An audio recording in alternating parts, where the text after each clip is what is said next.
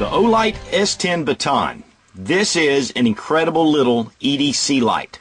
With 320 maximum lumen output, this little small package is just incredible for putting out a lot of light. Now this light, even though it's a small package, has a lot of really unique features. I really wouldn't consider this a tactical light. Obviously it's very small. It's not going to be able to be used for much except for illuminating areas. So EDC is really, to me, what this light would be best for. And of course you can see it is a very small package. In fact, it's 2.7 inches long, and it's not even an inch in width. It's 0.9 inches in width. So you have a very small compact light system, and the illumination and the modes on this thing are really phenomenal for this size light. The weight on this is 1.47 ounces, so just a little under 1.5 ounces. In the pocket, you can barely tell that it's there. Now it does feature this side mount activation switch, so there's no pressure pad on the back. And one of the things I like about that is you don't have to change your grip.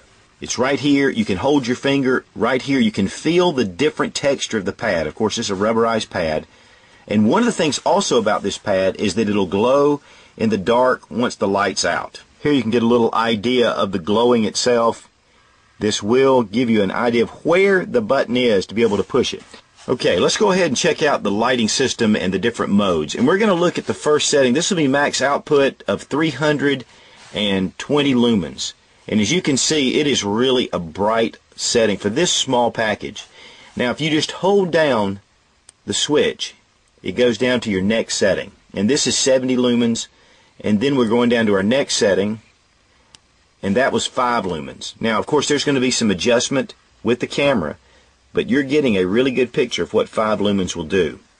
And then if you just keep holding that down, it will cycle through to medium, high, back to medium, and then down to low. Now to get your strobe setting, then you just double click, and then you have your strobe. It's at 320 lumens. Now one really cool feature about this light, and something that I really like, is if I need to have just a small amount of light, let's say I'm in a dark room, I don't really want to brighten up the whole place, I can hold this light down for 2 seconds and get the moonlight setting. This is a half of a lumen. So I'm able to see, I'm even able to read if I need to, whether it's just instructions, whether it's a map, you know, it could be even inside a movie theater.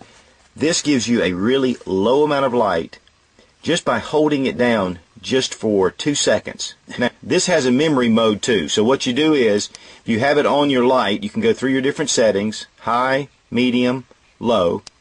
And I'll leave it on low for just a second, and then I'll cut it off. Cut it back on, it's on my low setting. I want to go up to high, leave it on for a second, cut it off, turn it back on, it's on high. Now this is a solid aluminum body. We have the tail cap back here, and we have a one CR123. You can use the rechargeable CR123s as well. Very good and solid contacts inside the light itself. Nice checkering and knurling around these areas to be able to give you a good grasp. It does have a stainless steel bezel, and this really protects the lens, and it also keeps the edge here of the bezel from getting dented and scratched up. There is a nice red O-ring gasket inside. Now this does have the Cree XM-L LED, which is really the state of the art, and then we have a really nice reflector that has a light orange peel. This is going to give you a good even light. It does come with a nice lanyard and a little split ring to be able to attach right here onto the light, and then you have a couple of extra O-rings and a little small owner's manual pamphlet. The clip is a nice anodized black. It is reversible. You can switch this to either side. If you'll notice, it does come up really high, so it does fit down in your pocket very well. This is not, I don't normally necessarily like to keep my light with the bezel up out of my pocket, but one of the things I like about the direction of this clip is that you can put it right on a hat for hands-free. This really makes it nice. This clip will be able to fit onto your hat to give you a hands-free setting. This is the moonlight setting here.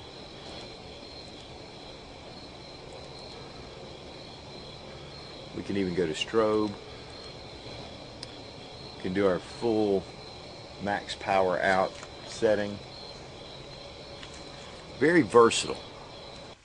And I guess for that matter, if you wanted to carry it one way and then switch it to put it on your cap, you could. The clip does have a pretty sharp incline here to get into your pocket, but that's going to hold into your pocket very well. It is a little tough. There's some little steps here, but I really do like the clip, and of course with it being reversible, I mean, that just makes it really very modular to me, to be able to do a lot of different things with it.